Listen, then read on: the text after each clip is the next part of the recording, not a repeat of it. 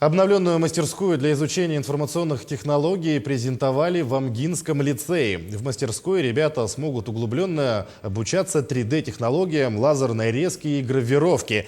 Кроме того, узнают о полиграфических услугах, таких как изготовление эко-сумок, печать на ткани. На сегодня в мастерской 8 современных компьютеров, 3 3D-принтера и лазерный станок. Главная цель обновленной мастерской – развитие учащихся в сфере информационных технологий.